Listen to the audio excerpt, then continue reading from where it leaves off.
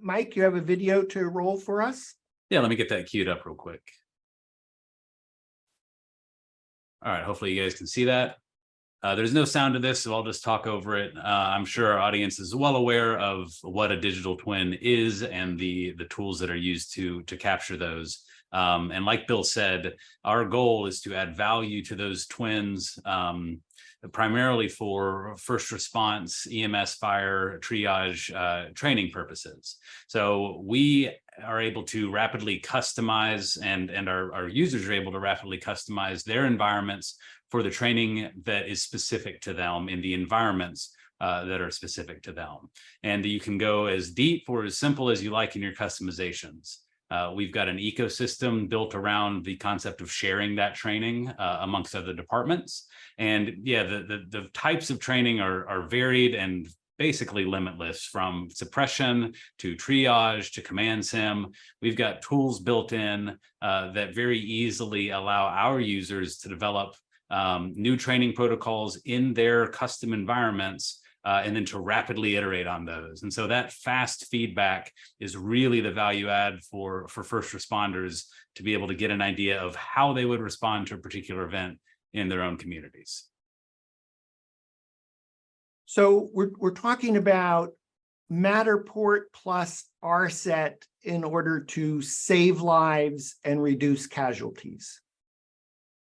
Exactly. We want the sets and reps out there for the first responders. Those that help us, we're helping them.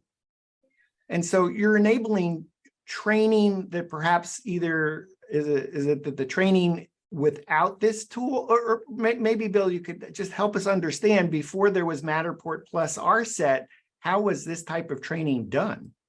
Well, in the instance of a first responder coming in doing a mass casualty, they actually did what was called teddy bear triage.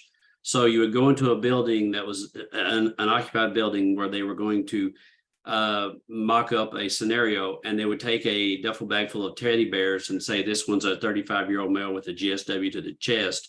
And they would spread those through the building, and then they would turn loose first responders to go through the building and find the teddy bear and mark it, tag it, come through and do a full scenario.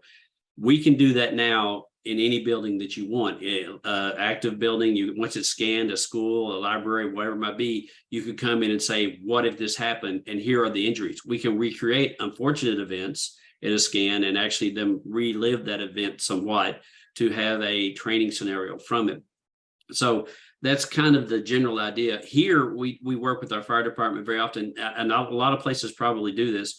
When a building is scheduled to be demolished, they will train in that building, the fire department will, for some time before it's demolished. But once it's torn down, you can't do anything with it. So we go in and scan that building, or another service provider can scan that building, but we take the matter packs and they can do scenario after scenario after scenario in that space for as long as they want. So And Bill,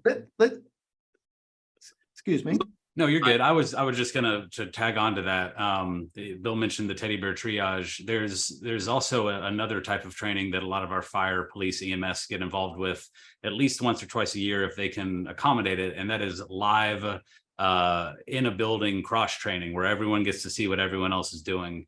But even the best, most logistically lubricated departments out there that know what they're doing can really only run those scenarios once or twice a year. So it's a matter of manpower, and it's a matter of logistics. And even once and twice a year isn't enough exposure to those type of events to reduce the friction between departments that is just part of the problem when responding to those critical events. And so RSET makes it incredibly easy to load up a scan and get fire, police, EMS, all manner of departments in the same environment training together at the same time from their desks.